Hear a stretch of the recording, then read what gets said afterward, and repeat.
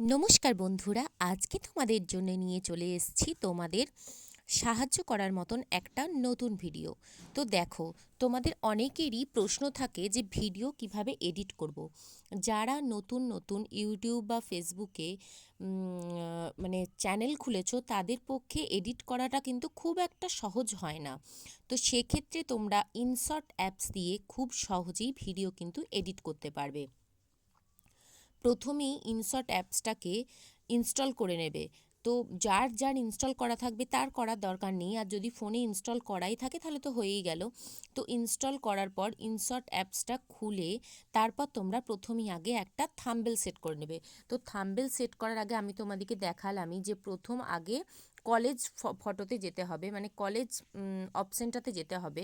দিয়ে তোমাদেরকে ওখানে আগে থাম্বনেলটা সেট করে নিতে হবে। যা মানে যেই ফটো তোমরা ভাববে যে থাম্বনেলে আমরা দেবো, মানে ভিডিওটার যেগুলো মূল আকর্ষণ সেই ফটোগুলোকে দিয়ে তোমরা বর্ডারও করতে পারো, মানে কোন ফটোর ফ্রেমটা তোমাদের সমস্ত সব থেকে বেশি পছন্দ হচ্ছে সেই ফ্রেমটাও তোমরা ওখানে সেট করতে পারো। দিয়ে একটা কালারিং যে কোনো ওই ফটোটার মধ্যে বর্ডার অ্যাড করতে পারো।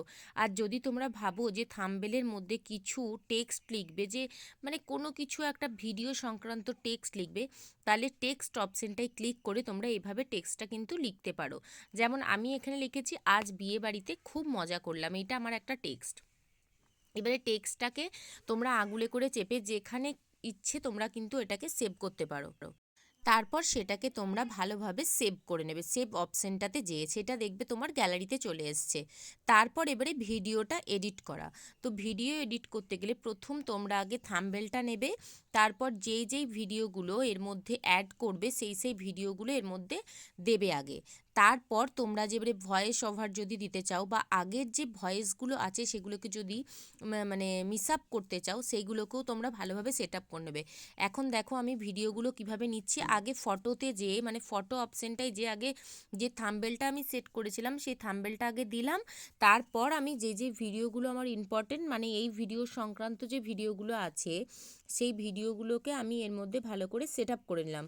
সেট আপ করার পর আমি এখন ক্যানভাসটাই যাব। ক্যানভাসে যে ভিডিওর যে মানে লেন্থটা আছে সেই লেন্থটাকে ঠিকভাবে সেট আপ করে নেবো। সেইটা যতগুলো তোমার ভিডিও আছে ছোট ছোট ক্লিক সমস্তটাকেই সেট করতে হবে।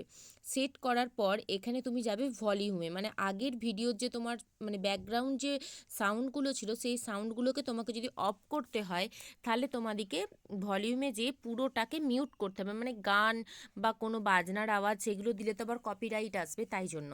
তারপর তোমরা যদি নিজেদের ভয়েস দিতে চাও তাহলে তোমরা রেকর্ডিং মোডটাকে অন করে সেইটাতে রেকর্ড দেবে, মানে ভয়েস দেবে, নিজেদের কথাগুলো বলবে।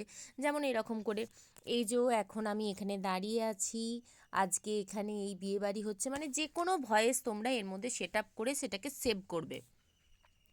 সেভ করা হয়ে গেলে সমস্ত ভিডিওটাকে আর একবার দেখে নেবে। আর ভিডিওর মাঝখানে যদি তোমাদের কোনো টেক্সট লেখার থাকে, মানে কোনো কথা লেখার থাকে, সেই কথাটাকে তোমরা লিখে নিতে পারো টাইপ করে। টাইপ করে লিখে নেওয়ার পর যেই জায়গাতে তোমাদের সেট আপ করার হবে সেই জায়গাটাতে তোমরা সেট করে দেবে। সেট করা হয়ে গেলে তারপর তোমরা স্পিড যদি বাড়াতে চাও স্পিড অপশানে যাবে। স্পিড অপশানে যে স্পিডটাকেও সেট করে নিতে পারো, কম বা বাড়া, একটু স্লোলি দেবে না একটু স্পিড দেবে, বেশি হাই স্পিড দেবে, সেগুলোকে তোমরা ভালোভাবে সেট করে নেবে। তারপর যদি তোমরা অ্যানিমেশন সেট আপ করতে চাও, মানে ভিডিওটা ধরো আসছে কীরকমভাবে, সেই ভিডিওটা যদি তোমরা অ্যানিমেশন সেট আপ করতে চাও সেটাও কিন্তু মানে একটা অপশন আছে অ্যানিমেশনে, যে ধরো বাঁ দিক থেকে কোনো সময় ভিডিওটা হঠাৎ করে এলো বা ডান দিক থেকে ভিডিওটা হঠাৎ হঠাৎ করে এলো, বা ওপর থেকে নামলো বা নিচে থেকে নামলো বা মাঝখান থেকে ভিডিওটা ওপেন হলো, এরকমভাবে অ্যানিমেশন সেট আপ করা যায়। আর কাট কাট অপশানে যে তোমরা ভিডিওটা ধরো নিজেরা অন করেছো, সেই সময় তোমরা অন্য মুডে ছিলে বা এখন তোমরা অন্য মুডে আছো, সেই অপশানগুলোকে যদি তোমরা কাট করতে যাও, কাট অপশানে যে বাঁ পাশ আর ডান পাশ কিছুটা কিছুটা করে বাদ দিয়ে তোমরা কাট অপশানটা কিন্তু সেট আপ করতে পারো। এইটা হচ্ছে অ্যানিমেশন অপশান। দেখো অনেক অপশান আছে যেটা তোমরা সেট আপ করবে। সেট আপ করে অবশ্যই কিন্তু টিকটা কিন্তু দেবে, নাহলে কিন্তু সেট হবে না। টিকটা দিলে তবেই কিন্তু তুমি ভিডিওর মুডে আসতে পারবে। তো সমস্ত কিছু ভালো করে ভিডিওটাই সেট হয়ে গেলে তারপর তোমরা ভিডিওটা আর একবার চালিয়ে দেখে নেবে যে ঠিকঠাক মতো সমস্ত কিছু সেট আপ হলো নাকি, বা তোমার ভিডিওতে কোথাও ভুল ত্রুটি আছে নাকি। তারপর সেভ অপশানে যে ভিডিওটাকে সেভ করে নেবে, তারপর দেখবে নিজে নিজেই ইনস্টল